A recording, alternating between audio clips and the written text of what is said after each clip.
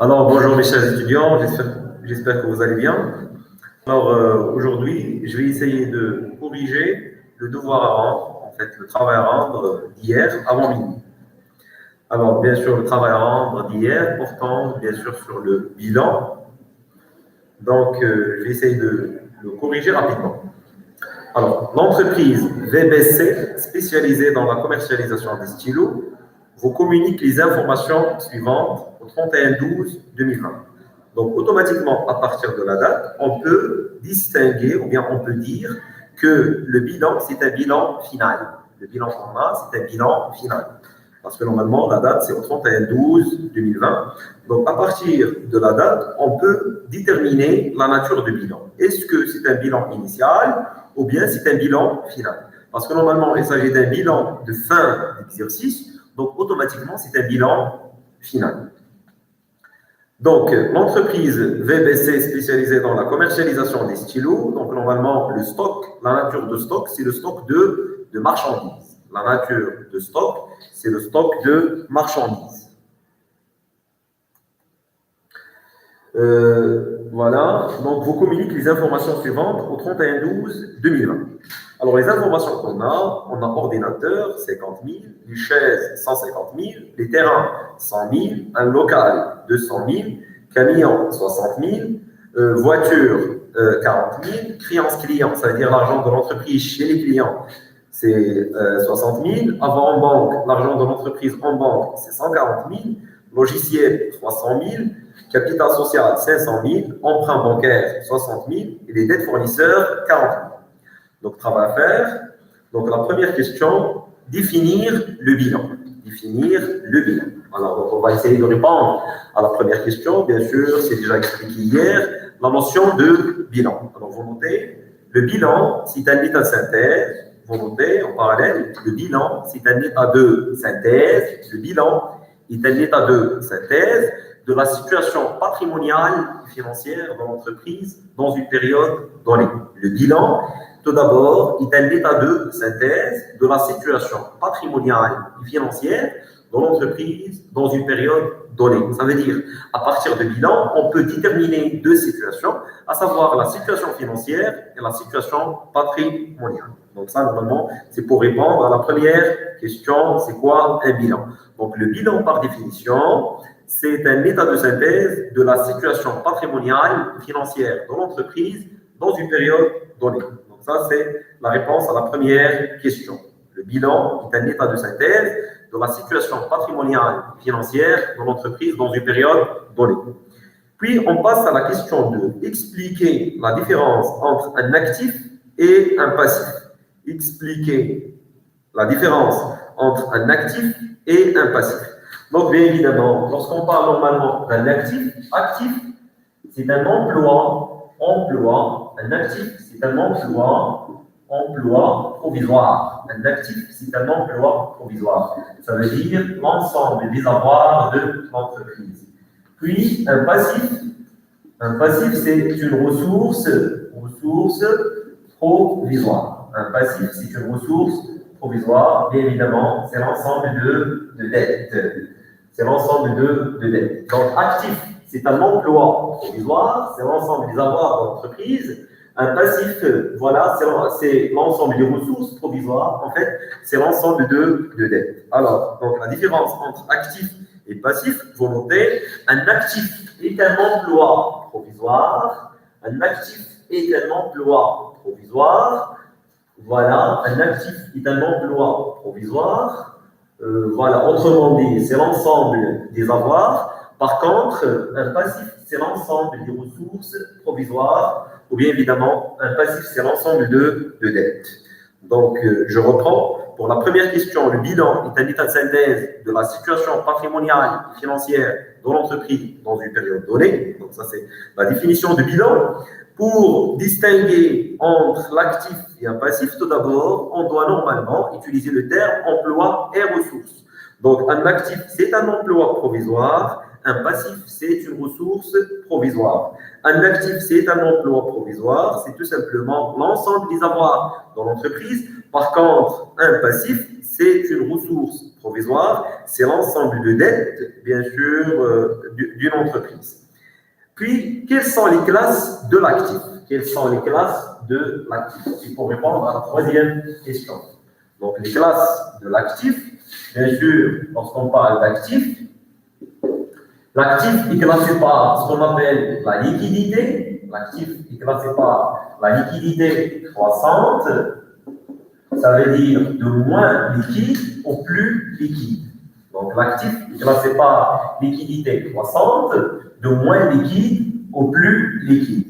Les classes de l'actif sont, tout d'abord, on a la classe 2. La classe 2, c'est de l'actif immobilisé. Donc, c'est un actif de plus d'un an.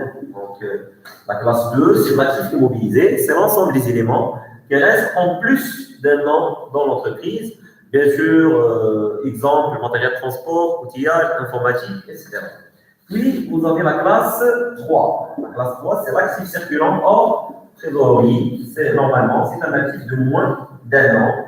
Puis, on a la rubrique, voilà, 51. Et la rubrique 51, c'est la trésorerie active. Donc, c'est disponible. C'est l'argent disponible. C'est l'argent disponible. Alors, on note, donc actif, c'est l'ensemble des avoirs de l'entreprise. Actif, c'est l'ensemble des avoirs de l'entreprise. L'actif est classé par liquidité croissante. L'actif est classé par liquidité croissante. On distingue trois types d'actifs. On distingue trois classes d'actifs. La première classe, c'est la classe 2, actifs immobilisés. Donc, c'est l'ensemble des actifs de plus d'un an. C'est l'ensemble des actifs, on peut utiliser le terme durable. C'est un actif durable. Ça veut dire pourquoi durable? Parce que normalement, il dépasse un an.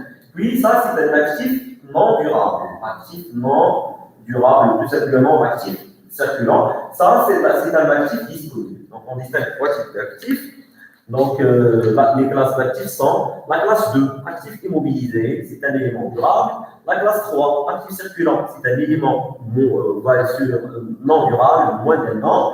Puis, on a la rubrique 51, c'est la trésorerie active, c'est de l'argent disponible. Donc là, ça, normalement, c'est la réponse à la troisième question. Puis, on passe à la quatrième question. La quatrième question, quelles sont les classes du passif? Quelles sont les classes du passif? Donc, la même logique, le passif est classé par exigibilité. Le passif est classé par exigibilité croissante. Ça veut dire de moins exigible au plus exigible. Donc, le passif est classé par exigibilité croissante. Ça veut dire de moins exigible au plus exigible. Et lorsqu'on parle normalement de la notion de l'exigibilité, on parle de, normalement, c'est par rapport à la durée de remboursement. C'est par rapport, normalement, à la date de remboursement. Donc, il y a des actifs, normalement, des passifs, à rembourser en plus d'un an, il y a des passifs à rembourser en moins d'un an, et il y a des passifs à rembourser immédiatement. Donc, les passifs à rembourser en plus d'un an, c'est la classe 1. C'est la classe 1. Donc, ça, c'est ce qu'on appelle le financement permanent. Donc, c'est un élément de plus d'un an. C'est l'ensemble de dettes à rembourser en plus d'un an. Donc, ça, c'est un passif durable. Ça, c'est un passif durable. Puis, on a la classe 4. La classe 4. La classe 4, c'est le passif circulant hors trésorerie. Donc, c'est un passif de moins d'un an. Donc, c'est un passif non durable. C'est un passif non durable. Et finalement, on a la rubrique 55. Et la rubrique 55, c'est ce qu'on appelle la trésorerie passive. Et la trésorerie passive, c'est de l'argent normalement à rembourser immédiatement. C'est de l'argent à rembourser immédiatement, ou bien c'est un actif immédiat. Donc, c'est un passif immédiat. Donc, normalement, au niveau de passif, on distingue trois classes, à savoir la classe 1, c'est le financement permanent. C'est un passif qui est durable. Puis, la classe 4, passif circulant hors trésorerie, c'est un passif de moins d'un an, c'est un passif non durable. Donc, on va noter, c'est un passif non durable. C'est un passif non durable. C'est un passif non durable. Puis, la rubrique 55, c'est la trésorerie passive, c'est un passif immédiat. Donc, je reprends pour la question 3 et la question 4. L'actif, les classes de l'actif sont classés par liquidité croissante. Et il y a la classe 2, c'est de l'actif immobilisé, c'est un actif durable. La classe 3, actif circulant hors trésorerie, c'est un actif non durable. Puis on a la rubrique 51, c'est la trésorerie active, c'est de l'argent disponible. Donc, puis on a la classe 1, c'est le financement permanent, en ce qui concerne les éléments du passif. Donc, la classe 1, c'est le financement permanent, c'est un passif durable. La classe 4, c'est le passif circulant. Bien sûr, c'est un passif de moins d'un an, donc c'est un passif non durable. Puis, on a la rubrique 55, c'est la trésorerie passive, ça veut dire c'est l'ensemble des éléments immédiats. Donc, voilà, ça en ce qui concerne la réponse à la troisième question et à la quatrième. Puis, on va passer à calculer la cinquième question. On doit calculer le total d'actifs. Puis, la sixième question, on va calculer le total de passifs. Puis, on va calculer le résultat. Et la dernière question, la huitième question, on va présenter le bilan de l'entreprise VBC au 31/12/2020. Alors, pour répondre à la cinquième et à la sixième et à la septième question, tout d'abord, on doit distinguer entre les éléments d'actifs et les éléments de passifs. On doit distinguer entre les éléments d'actifs et les éléments de passifs. Alors, tout d'abord, on a un ordinateur. Les ordinateurs, c'est un actif. Ordinateur, c'est un actif. Et vous mentionnez en parallèle, ordinateur, donc c'est un actif. Sa nature, c'est l'actif immobilisé. Normalement, on doit mentionner en parallèle le poste. Donc, normalement, on va déterminer est-ce que c'est un actif ou un passif, ça de 1. De 2, on doit déterminer la classe, s'il s'agit d'un élément d'actif. Normalement, on doit mentionner est-ce qu'il s'agit d'un élément de l'actif immobilisé, ou bien l'actif circulant, ou bien la trésorerie active, ou bien, lorsqu'il s'agit d'un élément de passif, on doit normalement dire est-ce que c'est un élément de financement permanent, c'est un élément de passif circulant en trésorerie, et finalement, c'est un élément de trésorerie passif. Donc, on doit mentionner actif ou passif, puis la rubrique, ou bien la classe, et finalement, on doit mentionner le poste. Alors, je vais commencer bien sûr, par ordinateur. Alors, ordinateur, c'est un actif. Ordinateur, c'est un actif. On note en parallèle, s'il vous plaît. Vous notez en parallèle la réponse. Alors, on a des informations. Donc, voilà, ordinateur. Là, normalement, donc, élément, classe, on peut dire classe. Et ça, normalement, c'est poste. Élément, classe et poste. Je commence par ordinateur. Ordinateur. Bien sûr, le montant est de 50 000. Ordinateur, 50 000. La classe de l'ordinateur, c'est l'actif immobilisé. Ordinateur, c'est de l'actif immobilisé. Ordinateur, d'un montant de 50 000, c'est un élément de l'actif immobilisé. Et le poste, exactement. Normalement, l'actif immobilisé se compose des immeubles en valeur, des immobilisations incorporelles, des immocorporelles et des immobilisations financières. Alors, l'ordinateur est de charge, donc c'est une immobilisation corporelle. Donc, son poste, c'est mobilier et matériel de bureau et aménagement divers. Ça, c'est mobilier et matériel de bureau et aménagement divers. Parce que normalement, au niveau de bilan, on doit utiliser les postes qu'on a dans la page 46. Donc, on doit utiliser les postes qu'on a dans la page 46 pour les éléments d'actifs et dans la page 47 pour les éléments de passifs. Donc, je reprends. Normalement, pour bien présenter le bilan, vous devez utiliser les postes qu'on a dans la page 46 et dans la page 47. La page 46 pour les éléments d'actifs et la page 47 pour les éléments de passifs. Donc, on n'a pas d'ordinateur dans le plan comptable. Normalement, on n'a pas le terme ordinateur dans le plan comptable. Donc, on n'a pas le droit d'utiliser les termes non mentionnés dans le plan comptable. Vous êtes obligé de respecter obligatoirement le modèle, bien sûr prescrit par l'État, de la page 46 et la page 47. Je reprends actif pour les éléments d'actifs, voir dans la page 46 du plan comptable marocain, et pour les éléments de passifs, voir la page 47 du plan comptable marocain. Donc, s'il vous plaît, toute information que vous devez normalement utiliser au niveau du bilan, c'est à déterminer à partir du plan comptable. Vous n'avez pas le droit d'utiliser les informations hors plan comptable, s'il vous plaît. Donc, par exemple, on a le terme ordinateur, mais on n'a pas le terme ordinateur dans le plan comptable. Donc, normalement, l'ordinateur fait partie de mobilier matériel de bureau et aménagement divers, voire les immobilisations corporelles. Et vous avez dans les immobilisations corporelles, vous avez le poste mobilier et matériel de bureau et aménagement divers. Puis, on a les chaises. Chaises, la même chose. C'est un actif immobilisé. C'est un actif terrestre en plus d'un an dans l'entreprise. La même chose. Poste mobilier et matériel de bureau et aménagement divers. Mobilier et matériel de bureau et aménagement divers.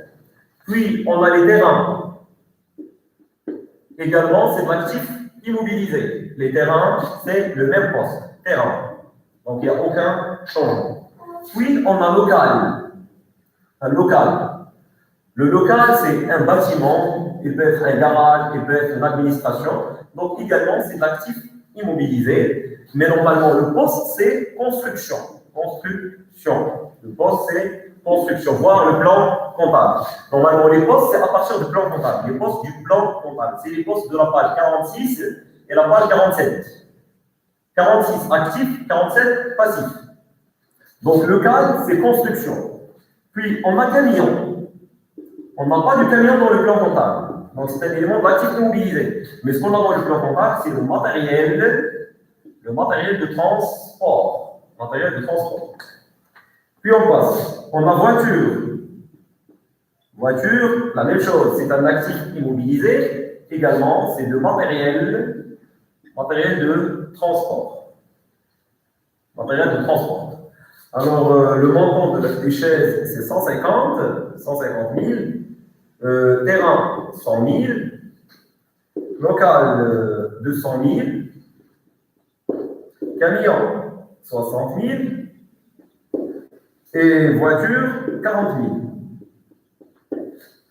Puis, on passe. Donc, créances clients. Créances clients. Les créances clients, normalement, ce sont des créances de court terme. Créances clients, ce sont des créances de court terme. Qui dit court terme, c'est un actif, mais c'est un actif de moins d'un an. C'est un actif de moins d'un an. Donc, créance client 60 000. Donc, c'est un actif de moins d'un an. Donc, c'est l'actif circulant hors trésorerie et exactement le compte client et compte rattaché. Donc, client et compte rattaché. Puis, on a le terme logique, avoir en banque. Avoir en banque. Avoir en banque, c'est tout simplement l'argent de l'entreprise en banque. Le montant, il est de 140 000. Donc, avoir en banque, c'est l'argent disponible. Alors, parce que c'est de l'argent disponible, donc c'est trésorerie active. C'est mon argent, mais c'est mon argent disponible, donc c'est de la trésorerie active. Donc, automatiquement, le poste, c'est banque, trésorerie générale et chèque postaux. Banque, trésorerie générale et chèque postaux. Puis, on a le capital social. Par définition, le capital social, c'est un élément de passif. Donc, le capital social, c'est un élément de passif d'une valeur de 300 000. Donc, capital social, c'est un élément de passif, mais normalement, c'est l'argent des actionnaires chez l'entreprise, mais c'est l'argent qui reste en plus d'un an dans l'entreprise. Donc, automatiquement, c'est un élément de financement permanent. C'est un élément de financement permanent. Et exactement, capital social au personnel. Capital social au personnel. Puis, vous avez le terme emprunt bancaire, s'il vous plaît. Le terme emprunt bancaire, lorsque tout le temps on parle des emprunts bancaires, font partie des éléments, normalement, de financement permanent. Le terme emprunt, c'est pour dire plus d'un an. Le terme emprunt, c'est pour dire plus d'un an. Généralement, un emprunt, c'est en plus d'un an. Un emprunt, c'est en plus d'un an. L'emprunt, c'est l'argent de la banque chez l'entreprise. L'argent de la banque chez l'entreprise. Et parce que c'est de l'argent de la banque chez l'entreprise, automatiquement, c'est un élément de passif. C'est un passif de long terme. Donc, emprunt bancaire,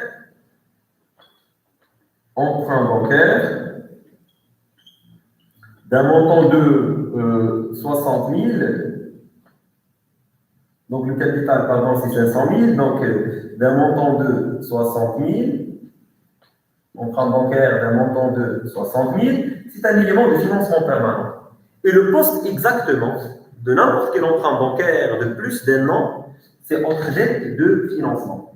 Entre dettes de financement. Entre dettes de financement. Entre dettes de financement. Puis, la dernière partie, c'est les dettes fournisseurs. Dette, il y a le terme dette. Et la définition de passif, c'est l'ensemble de dettes. Lorsqu'on a le terme dette, automatiquement, c'est le passif. Dette fournisseur. Dettes fournisseurs, les dettes fournisseurs par définition, ce sont des dettes de court terme. Ça veut dire, qui dit normalement court terme, ce sont des dettes de moins d'un an. Qui dit les dettes de moins d'un an, d'un montant de 40 000, donc automatiquement, c'est passif circulant hors trésorerie. Et le passif circulant hors trésorerie, exactement, fournisseur, par le poste dans le plan comptable, fournisseur et compte rattaché. Fournisseur et compte rattaché.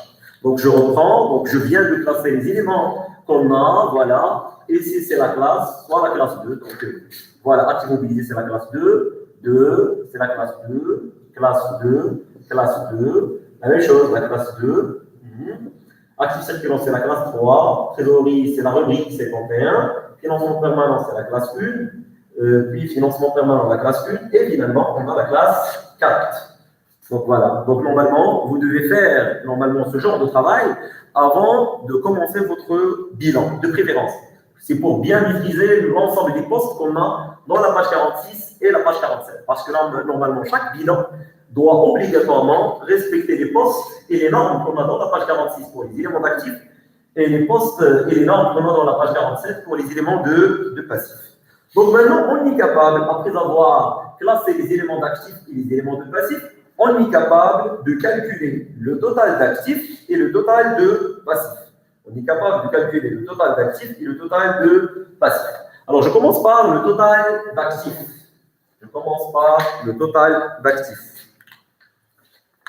Alors, total actif. Donc ça, c'est la question, je crois, question 5. Total actif. On va noter, total actif. Donc, on a 50 000 dans l'ordinateur, plus 150 000, plus 100 000 des terrains, plus 200 000 locales, plus, bien sûr, 60 000 camions, plus 40 000 voitures, et plus 60 000 créances, et plus finalement 140 000 avoirs en banque. Pour avoir un total, normalement, de combien? Donc 50 000 et 150, donc ça fait 200 000, plus 100, ça fait 300 000, 500 000 plus, donc 50, l'ordinateur c'est 50, plus 150, donc ça fait 200.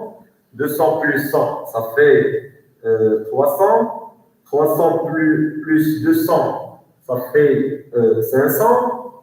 Plus 100, ça fait bien sûr 700. Alors, donc 700 plus 200, donc les 700 plus 200. Les 700 plus 200 pour avoir un total, je crois qu'on a oublié normalement le logiciel. Pardon. Je dois mentionner le logiciel. On a oublié le logiciel. Le logiciel d'une valeur de 300 000. Alors, le logiciel fait partie des éléments de l'actif immobilisé. Pardon. Donc, le logiciel fait partie des éléments de l'actif immobilisé. Donc, le logiciel fait partie des éléments de l'actif immobilisé.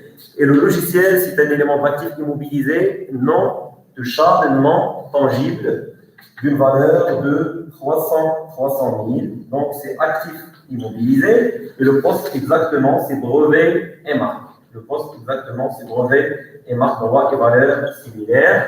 Donc, c'est plus 300 000. Donc, automatiquement, ça va donner un total de 1 100 000. Donc, un total de 1 100 000. Bien sûr, je vous invite à bien vérifier le total. Donc, le total d'actifs, c'est 1 100 000. Donc, le total d'actifs, c'est 1 100 000. Donc, mais tout d'abord, vous devez rajouter le logiciel. Donc, le logiciel d'une valeur de 300 000, donc on a 900 000, on a pardon, 800 000, plus les 300 000 de logiciel, donc ça va donner 1 million. Donc, après avoir calculé le total d'actifs, maintenant on passe au calcul du total de passifs. Ça, c'est la 6e question. Total passif. Alors, le total de passifs, normalement, on a 3 éléments de passifs. On a le capital social d'une valeur de 500 000, on a l'emprunt d'une valeur de 60 et on a les dettes fournisseurs d'une valeur de 40. Donc, ça fait 500 000 plus, donc 500 000 plus 60 000 plus finalement 40 000. Donc, automatiquement, ça va donner un total de 600 000. Donc, ça va donner un total de 600 000. Donc, la première remarque, le total d'actifs est différent du total de passifs. Parce qu'on a normalement une différence entre le total d'actifs et le total de passifs. Là, normalement, on parle d'un bilan de clôture ou bien d'un bilan final. Donc, on est obligé de calculer la différence entre actifs et passifs. Donc, on va calculer la différence, c'est ce qu'on appelle le résultat. Donc, la 7e question, c'est ce qu'on appelle un résultat. Le résultat égal total actif moins total passif. Total actif moins total passif. Le total actif, c'est 1 100 000 moins le total passif qui est de 600 000. Donc, ça fait un résultat de plus 500 000. Donc, un résultat de plus 500 000. Donc, voilà. Donc, je reprends pour bien maîtriser la logique, en fait. Donc, on a les informations. Donc, la première des choses à faire, vous devez classer les informations. Donc, la première étape à faire, vous devez classer les informations par classe, puis vous devez déterminer le poste. Donc, je reprends. Pour les ordinateurs, donc c'est actif immobilisé, le poste c'est mobilier et matériel de bureau, puis les chaises, mobilier et matériel de bureau, terrain, c'est la même chose.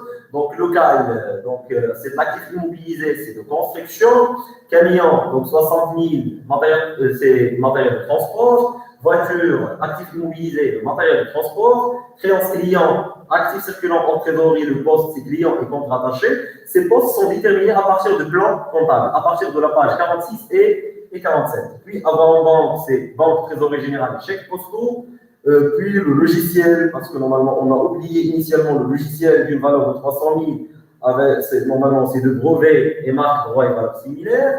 Puis le capital social d'une valeur de 500 000, c'est du financement permanent, et le poste exactement, c'est le capital social personnel. Puis l'emprunt bancaire, c'est l'ensemble des dettes de plus d'1 an, donc d'une valeur d'entrée d'une valeur de 60 000, donc automatiquement c'est entre dettes de financement, et finalement les dettes fournisseurs, c'est un élément de passif circulant, exactement fournisseur et compte rattaché.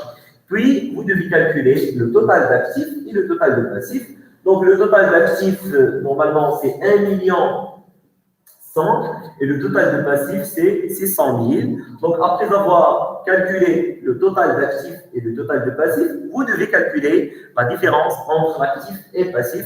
Et la différence entre l'actif et passif, ça va donner automatiquement le résultat. Donc, le résultat, c'est le total actif moins le total passif. S'il s'agit d'un résultat positif, là, on parle d'un gain. S'il s'agit d'un résultat négatif, là, on parle d'une perte. Donc, l'objectif principal de l'entreprise, c'est de réaliser, bien sûr, des bénéfices, mais l'entreprise peut réaliser des pertes lorsque le total de passif est supérieur au total d'actifs. Donc, bien sûr, et dans cette partie-là, le résultat qu'on a déterminé, vous devez rajouter ici le résultat d'une valeur de 500 000 de plus.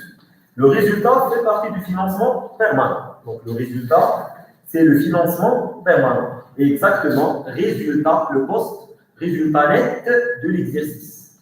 C'est grâce au résultat qu'on va trouver l'équilibre entre actif et passif.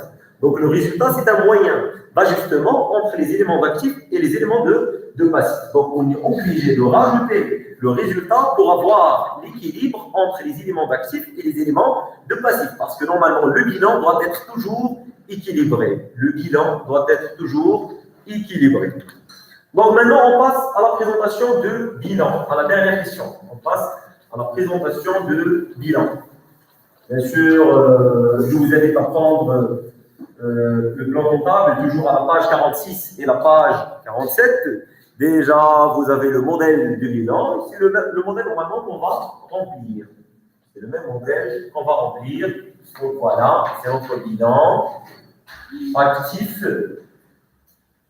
montant, passif et montant. Donc, je reprends actif, montant, actif, montant, en valeur, que vous voulez, et le passif est montant. Alors, l'actif se compose de l'actif immobilisé, actif circulant hors trésorerie, trésorerie actif, et finalement le total. Total actif. Et c'est total passif.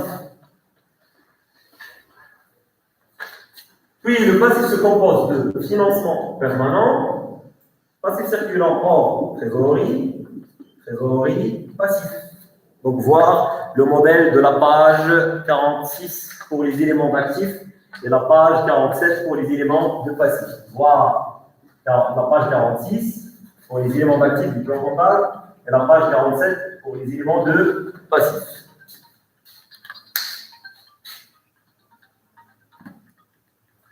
Alors, maintenant, on passe rapidement à la présentation de notre bilan. Alors, quels sont les éléments d'actifs qu'on a au niveau de la page 46?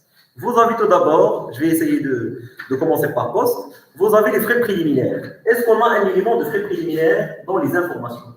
On n'a aucun frais préliminaire.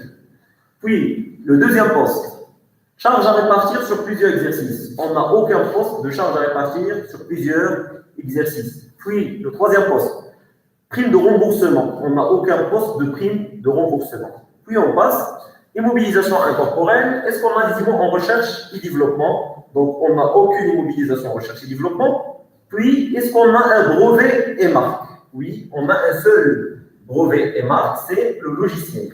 Donc, on va mentionner brevet et marque, droit et valeur similaires. Donc, brevet et marque d'une valeur de 300 000. Donc, brevet et marque d'une valeur de 300 000. Donc, on n'a pas mentionné dans le bilan le terme logiciel, parce que normalement, on n'a pas le terme logiciel dans le bilan, dans la page 46, on a le terme brevet et marque. Et normalement, le logiciel est classé parmi les éléments de brevet et marque, droit et valeur similaires. Puis, on passe brevet et marque, fonds commercial. On n'a aucune information sur le fonds commercial, donc on n'a aucune information. On passe. Puis, on passe aux immobilisations corporelles. Pour les immobilisations corporelles, les terrains, on a les terrains. Oui, on a un seul terrain. Donc, on va mentionner terrain. Donc, terrain d'une valeur de 100 000. Terrain d'une valeur de 100 000. Puis, on a les constructions. Les constructions d'une valeur de 200 000. Construction d'une valeur de 200 000. Puis, les installations techniques, matériel et outillage, on n'a aucune installation. Puis, le matériel de transport. Matériel de transport. Donc, pour le matériel de transport, on a deux. Donc, on a matériel de transport et matériel de transport. Là, le camion d'une valeur de 60 000 et la voiture d'une valeur de 40 000. Donc, si on fait 60 000 plus 40 000, donc automatiquement, ça va donner 100 000. Donc, la valeur de matériel de transport, c'est 100 000. On n'a pas le droit de reproduire le même poste dans le bilan. Donc, si on a plusieurs postes, normalement, si on a le même poste, si on a la répétition de même poste, automatiquement, on doit reproduire une seule valeur. Donc, on doit faire la somme. Par exemple, on a deux matériels de transport, on a le camion et la voiture.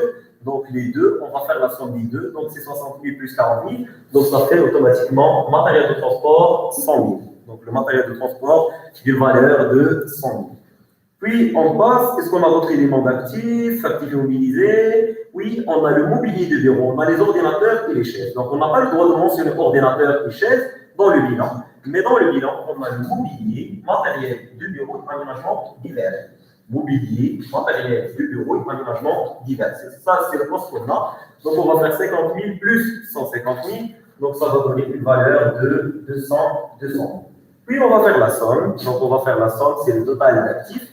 Donc vous avez 300 000 plus 100, donc ça fait 400, plus 200, ça fait 500, plus 100, ça fait 600, donc plus, en fait ça fait 700, 700 plus 200, donc ça fait 900 000. Donc la valeur de l'actif immobilisé, c'est 900 000. Pardon. Donc le total de l'actif immobilisé, c'est 900 000. Donc ça, on a utilisé presque toutes les informations qu'on a au niveau de l'actif immobilisé.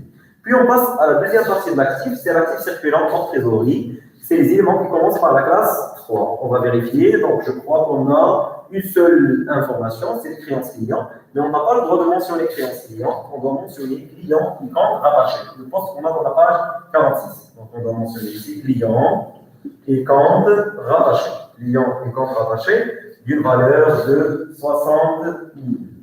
Client et compte rattaché d'une valeur de 60 000. Donc ça, ce qu'on a seulement, je crois. Donc, on doit mentionner ici 60 000. Puis on passe à la dernière partie, c'est la trésorerie active.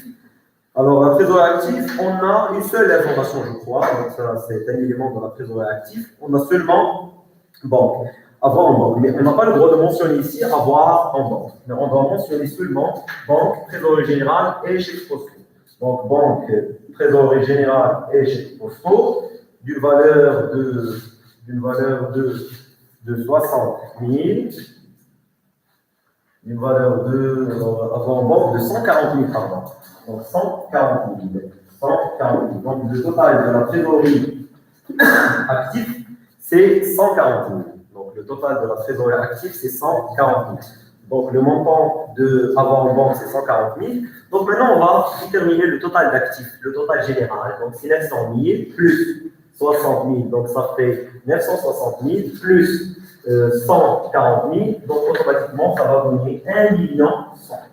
Donc, ça va donner 1 100 000. Donc, le total d'actifs, c'est 1 100 000. Donc, voilà. Donc, la majorité des étudiants ont le même total. Donc, voilà. Donc, le total d'actifs, c'est 1 100 000. Donc, automatiquement, après avoir calculé ou bien déterminé le total d'actifs, qui est normalement le 1 100 000, on va le reproduire dans cette partie-là. Donc, 1 100 000, automatiquement. Donc, on va reproduire le total d'actifs dans la partie passive. Donc, 1 100 000 et 1 100 000. Et bien sûr, on a déjà calculé le résultat, donc on a bien sûr réajusté par le résultat. Donc, on doit bien sûr reproduire le total d'actifs dans le total passif. Puis, on passe aux éléments de passif. Alors, les éléments de passif, on a tout d'abord le capital social. Donc, c'est un élément de financement permanent. Capital social, au personnel. Vous devez mentionner capital social au personnel. Alors, le capital social au personnel d'une valeur de 500 000. Donc, c'est 500 000. Ça, c'est qu'on a. On va vérifier, est-ce qu'on a des réserves? On a les réserves légales, les réserves facultatives, les autres réserves. Est-ce qu'on a des primes d'émission fusion? On n'a rien. Donc, le résultat net de l'exercice. Est-ce qu'on a un résultat net de l'exercice? Normalement, au niveau des informations, c'est non mentionné. Mais on a calculé le résultat, qui est la différence entre les éléments d'actifs et les éléments de passifs. Donc là, normalement, on va mentionner résultat net de l'exercice. Le résultat de l'exercice, c'est plus 500. C'est plus 500 000. Donc, le résultat net de l'exercice, vous devez le mentionner bien sûr, par 100 signes, soit un signe positif ou un signe négatif. Donc, plus 500 000 ou bien moins 500 000. Donc, bien sûr, le résultat fait partie des moyens de financement permanent. Et exactement, le résultat, c'est l'argent des actionnaires chez l'entreprise. Et on a dit que l'argent des actionnaires chez l'entreprise est classé au niveau, bien sûr, des capitaux propres. Et le résultat fait partie des capitaux propres. Puis, on passe, est-ce qu'on a subvention d'investissement reçu? On n'a rien. Est-ce qu'on a emprunt obligataire? On n'a pas, normalement, parce que lorsqu'on parle d'emprunt obligataire, on doit mentionner dans les informations emprunt par l'émission des obligations. C'est ce qu'on appelle emprunt obligataire. Mais c'est au niveau des informations. Si on a seulement le terme emprunt, généralement, c'est entre dette de financement. Et on a entre dette de financement. Donc, entre dette de financement, entre dette de financement. Les autres dettes de financement, d'une valeur de combien l'emprunt bancaire, une valeur de 60 000. Donc, entre les financements, des valeurs de 60 000. Donc, le total de financement permanent, ça va donner 500 000 plus 500 000, donc ça fait 1 million. 1 million plus 60 000, donc ça fait 1 million 60. Donc, ça fait 1 million 60. Ça, c'est ce qu'on a au niveau de financement permanent. Puis, on passe au passif circulant hors trésorerie. Alors, pour le passif circulant hors trésorerie, je crois qu'on a seulement dette fournisseur. Donc, passif circulant hors trésorerie, c'est la classe 4. On a seulement dette fournisseur et on a le poste fournisseur et compte rattaché. Donc, c'est le premier poste de passif circulant hors trésorerie. Donc, fournisseur et compte rattaché. Le montant de fournisseur et compte rattaché, c'est 40 000. Donc, le total de passif circulant, c'est 40 000. Alors, pour les éléments de la trésorerie passive, on n'a rien, donc aucune information, il n'y a évidemment aucun total. Donc, plus on va vérifier, est-ce que le total actif, c'est le même, voilà, c'est la même chose que le total d'actifs. Parce que normalement, ça, c'est le total d'actifs, mais on a réajusté par le résultat. Donc, si on fait 1 60 000 plus 1 million, plus en fait 40 000, donc automatiquement, donc ça va donner 1 100 000. Donc, notre bilan est bien présenté, notre bilan est bien respecté le modèle qu'on a dans la page 46 et 47. Et c'est ça la présentation normalement normalisée d'un bilan selon le modèle normal, voir la page 46 et la page 47. Toujours à votre disposition si vous avez des interrogations via Classroom. Merci pour votre attention et à très bientôt.